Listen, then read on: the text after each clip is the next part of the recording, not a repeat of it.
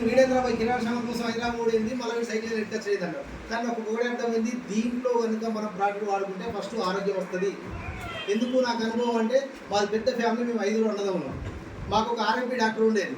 ఆయనకు డైరెక్ట్ చెప్పేసిన, పొద్దుగా నువ్వు రాగానే ఒకసారి ఇంటికి రా, ఎవరెవరి కండిషన్ ఏదో చూసుకో, ఎవరైనా కావాలంటే ఇచ్చేయి. మళ్ళీ సాయంత్రం నువ్వు ఇంటికి పోతావు కదా, పోయేటప్పుడు మళ్ళీ ఒకసారి రా. మళ్ళీ ఎవరికన్నా మా అమ్మకో బాబుకో తమ్ముడికో ఇంకెవరికైనా అయితే టాబ్లెట్స్ చేయించుకొని నెలంతా అయినాక నాకు బిల్లు చెప్పి నేను కడతాను. మరి ఈ మెడిసిన్ పెట్టే వాళ్ళు ఈ ప్రోడక్ట్ వాడుకుంటే నాకు తక్కువ అవుతుంది తెలిసినప్పుడు నేను మళ్ళీ మెడిసిన్ పెడతానా? కాబట్టి నేను అదే ఆలోచించిన, ఆరోగ్యం అయితే వస్తాను. ఇక ఆదాయం సంగతి అంటవా, మనం వాడుకున్నప్పుడు ఆదాయం వస్తుంది ఆటోమేటిక్గా అన్నాడు. బై డిఫాల్ట్గా నువ్వు ఏం చేయాల్సిన అవసరం లేదు, నువ్వు లెక్క చూసుకోవాల్సిన అవసరం లేదట. నువ్వు కొన్నామంటే నీకు వచ్చే 10 పైసలు నేను కొన్న పడతాయట. ఇక ఇంకా చెకింగ్ ఎందుకు వరకు వేసి నాకు అది అర్థమైంది. ఇక ఊరికి హైదరాబాద్ కూడా ఎందుకని చెప్పేసి సేమ్ అంజేసారి ఎట్లయితే 5,000 స్టార్ట్ చేసిందో నేను కూడా ఒక 5,000 రూపాయలు సామాన్ తీసుకొచ్చి ఇంట్లో ఇదే సెల్ఫ్ ఇంటే పెట్టేసాను. ఇంకా రాజస్థాన్ ఇలా పెద్ద పెట్టింది, రాజస్థాన్ సెల్ఫ్ జర పెద్దగా ఉంది, సామాన్లు బాగా ఎక్కువ ఉంది. నేను మాత్రం కేవలం 5,000 పెట్టేసిన. అట్లా స్టార్ట్ అయిన జర్నీ ఇలా ఉస్మానాబాద్లో 5 లక్షలతోటి బండి కిక్ స్టార్ట్ చేయడం జరిగింది. అంటే ఏ మంచి పని అయినా మనం చేసేటప్పుడు ఎంతో కొంత కష్టం అనేది అనిపిస్తుంది ఖచ్చితంగా. ఎక్కడైతే నొప్పి ఉంటుందో అక్కడే మళ్ళీ మనకు ఉపశమనం దొరుకుతుంది.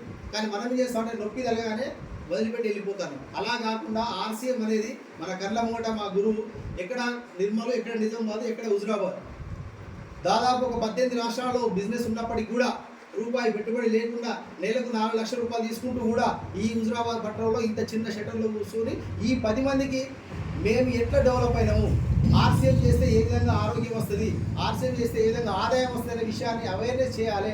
చాలామంది రోడ్ల మీద ఆకలితో అలవటిస్తున్నారు, నిరుద్యోగంతో చాలా గొడవలు పడుతున్నారు, ఉపాధి లేక తిప్పలు పడుతున్నారు, లక్షలు హాస్పిటల్ పెడతారు.